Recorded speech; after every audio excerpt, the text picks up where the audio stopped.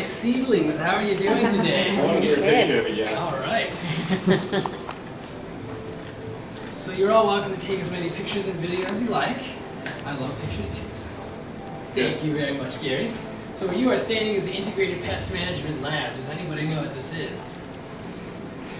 Probably a place for pest management. Yes. Using bugs to eat other bugs? Yes, that's correct. So there's 3 different ways of controlling insects in an agricultural setting. The first is biological control, where you use another insect or another organism to defeat that pest.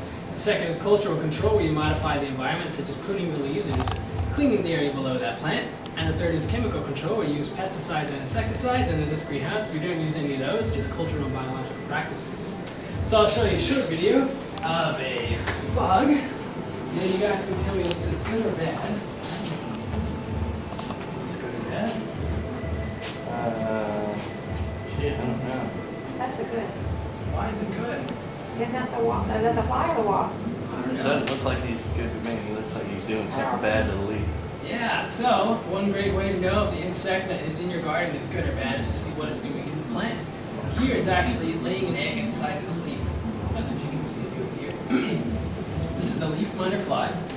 So this is an adult female. The female can lay up to 200 eggs in 24 hours. So here it's just laying one. It'll lay many in one entire leaf. It won't just lay one on one leaf. And right over here is a baby version of that fly. So it hatched open, and this is a larva, which is what you would call it. It's eating up all the cells of that plant. You'll get a close-up version of the mouth, and it has a pickaxe-like mouth. And that's why it gets the name leaf miner fly.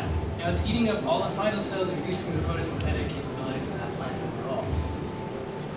Now, I said it can lay up to 200 eggs, so here is a leaf with up to 200 eggs, and this is a 2 to 3 day span of those eggs hatching open and eating the entire leaf.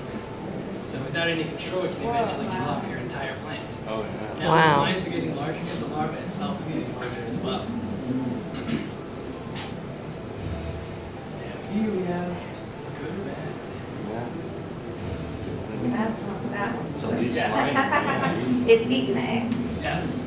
So here's a leaf miner larva, this yellow speck, here's the mine it came from. But what's on top of it is actually a parasitoid wasp. So if you all have seen the movie Alien, this is the insect version of that happening. So it's laying an individual egg inside that larva. The larva has no idea that this is happening to it. It's going to continue to eat the rest of that leaf. But once it's going to get ready to turn into an adult, something very special happens. You see here, it's dropping from the leaf. This is naturally what happens to that fly larva. It's going to drop so it can form into a cocoon known as a puparium. Once this happens, when it's going to harden its outside, then the egg of the wasp will hatch open and eat it from the inside out. So instead of the fly coming out, then we have the parasitic wasp. That's what you're looking at here. So one great thing about this wasp is that it is host specific, which means it will only target the leaf miner fly. It won't harm any other insects or people. Does anybody have any questions? Interesting. If you look back over.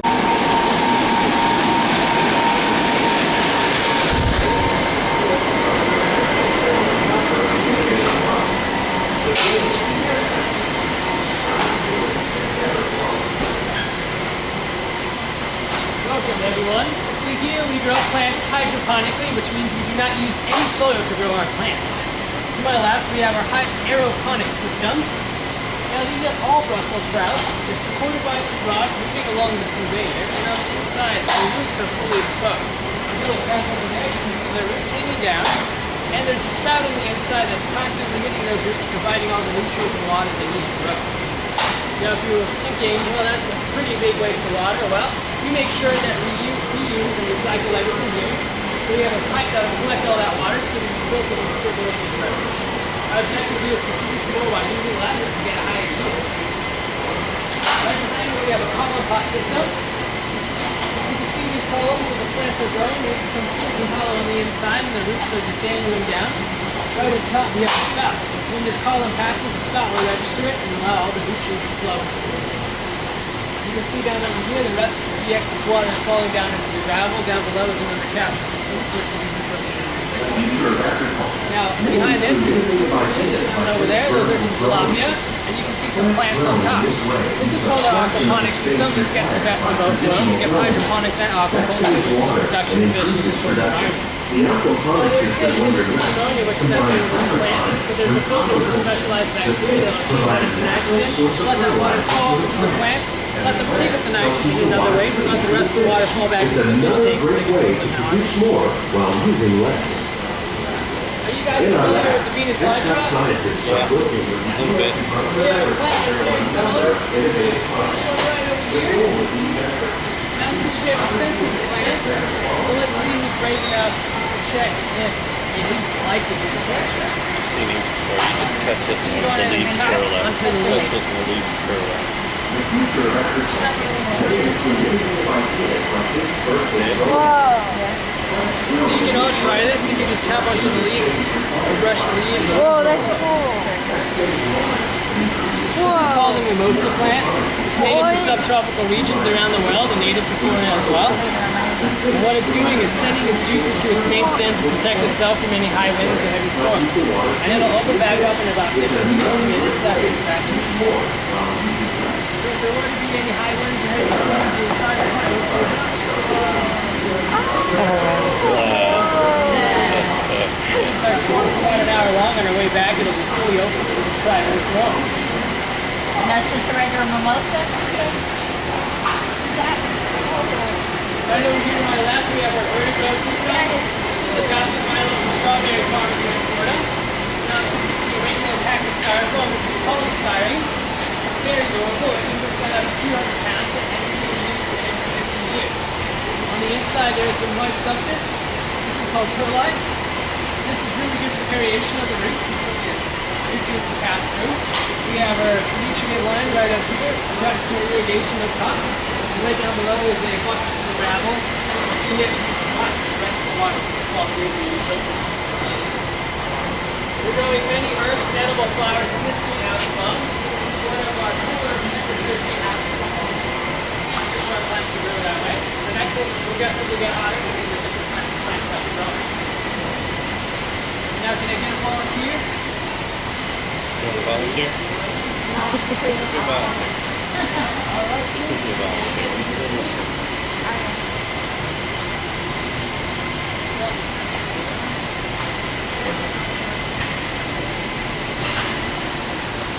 The thing has perlite.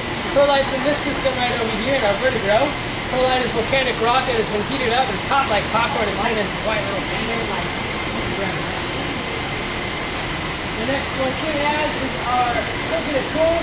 Coconut core is the outside of the coconut that has been ground down and chopped up. It has the exact same consistency as soil, so it's really good for the expansion of roots. Can you please go back on top of the kitchen? And the last piece of the dragon is a rockwood. Rockwood is also volcanic rock that has been heated up, spun like cotton candy to turn into that spongy material. Now we use these media in many varieties of ways. So you can see the rockwool cubes up top here. We actually start off our plants as a little tiny cube of rockwool. We place the seed on top, let it grow through. That's how we're able to place all of our plants on. in this way using a fraction of the space required by Now traditional I have one growing. trick for you guys. Saves water and increases production. The Them as a baby, then we'll grow them out to about 5 feet. After that, we'll send them back to him so we can harvest the tail meat and the skin.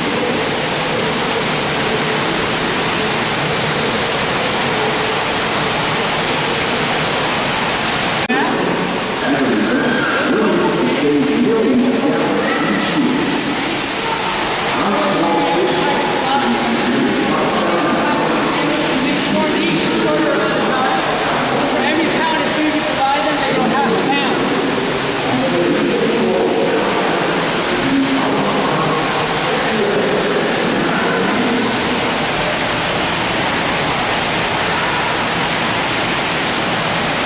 Does anybody know what the world's hottest pepper is? It's chili pepper. Anybody else?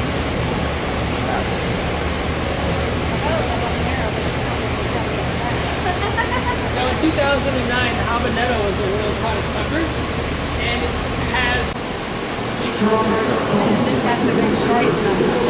right. This is actually very light. Okay. Right here is our tamarind tree. These pods right here is what you use to plant. Inside the pods are the seeds surrounding the seeds. Oh, yeah. very tangy and sweet. Very delicious. Where is it? And if you're wondering what that secret ingredient of the soy sauce is, it's the EPCOT seed. So the next time you look at the bottle, the first thing you see is behind this is the coffee blend. Guys, let's grab around this that we use in all of our systems. every year. We have tank 1 over here and tank 2 located right here. And these are all the nutrients that are inside there that's continuously flowing in all of the water for these plants. Right behind me we have a sweet variety of peppers. We've grown in a variety of EPCOT sticks. You can see the road up on the string. Over here we have some tomatoes.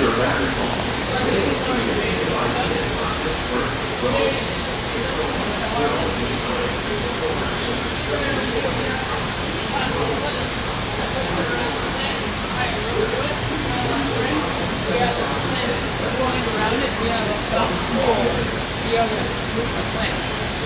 Now you can see further in, you see these stems fully exposed. That's when we harvested all the tomatoes and remove all the lower leaves. And now you can see some new batch of tomatoes beginning to grow out. So once that happens, we'll lower down this plant. We'll let those tomatoes grow out. The plant will continue to grow up. And once we see that they're fully ripe, we'll harvest them all and remove those leaves. So we'll keep happening. We can increase yields and better control diseases. That's all right. These crops taste as good as they look. In fact, we serve more than 15 tons of produce from our greenhouses and restaurants here at the land. Growing out over here. Some back over here. Now, this white bag you see down below contains the coconut core that I showed you earlier. So the roots are just expanding in there, never touching anything but the coconut core inside that bag. Now I have a little Disney secret for you guys. What if I told you that two mice here in the house cans of mice for salad in the restaurant? Nice. I'd be surprised. Well, we have some cucumber molds to make these Mickey Mouse heads. We'll place the cucumber on the inside and we'll expand and chop them up and it looks like Mickey Mouse on the inside. Oh. Some of our best ideas have been inspired by nature, like these fruit and vegetable trees. By growing these ground plants vertically, we can increase yields and better control diseases. These crops taste as good as they look. In fact, we serve more than 15 tons of produce from our greenhouses and restaurants here at the land. Now this here is a regular gutter you can find in your hardware store. We'll place these square holes. We'll anchor down our plant with rock wool. We have heads of lettuce right behind me. And our nutrients will constantly be flowing down. You can see this is the heat line. This blue line contains the nutrients that are passing 24/7. Right now they are off because we have a little maintenance on our pump system over here. But usually this line will have the nutrient passing 24/7. And right across you can see some larger heads of lettuce. These heads of lettuce go very, very fast because they're always constantly giving those nutrients. So every 2 to 3 weeks we'll be harvesting all of these heads of lettuce. We grow about 4,000 heads of lettuce here, which can imagine 6,000 or 7,000 salads sold at the restaurants here in the land. Now many chefs will ask us to specifically grow things for them, and we will. And we provide about 50 tons of produce every year. It's going to match about 1% for all the restaurants here in the land. So for many special events, they'll ask us for certain things, we grow for them, and maybe able to find something in your field. Right over here we have some eggplants. There's several varieties. Just plant them so they don't have any eggplants growing out yet. We grow them up on strings just like the rest of the plants here. By populating our greenhouses with beneficial insects that prey on harmful pests, like aphids and flies, we are significantly reducing our reliance on conventional Slice it open, this is pesticides. what it looks like on the inside. We're growing When these you bite into it, it has no flavor, and it has no nutritional value. But one great thing about it is that it'll absorb all the flavors that we're adding to cooking it. It's great for us. Now they can get up to 70 to 80 pounds. Winter This melon. one's like about that size. Winter melon. This one down over here is about 30 to 40 pounds. And it's a little wet, so if you would like to hold on to it, don't put it too close to your clothes or else you'll get wet. You guys would like to see how heavy that is. Wow.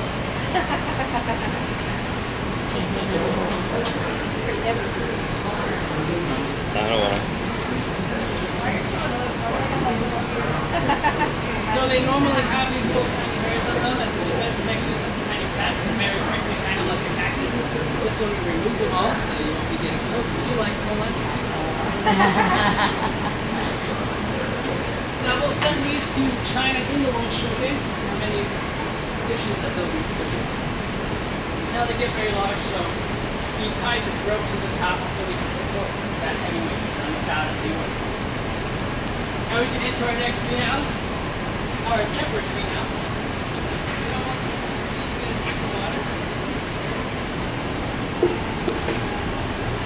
Can I close the door? Right behind me we have some cast of bananas. Now you can see these fruits beginning to grow, many of them. So I'll pass these out and you guys can smell them and squish them. Then we'll smell that. They feel like this is native to Brazil. It's called a casta banana. Yeah, smell them.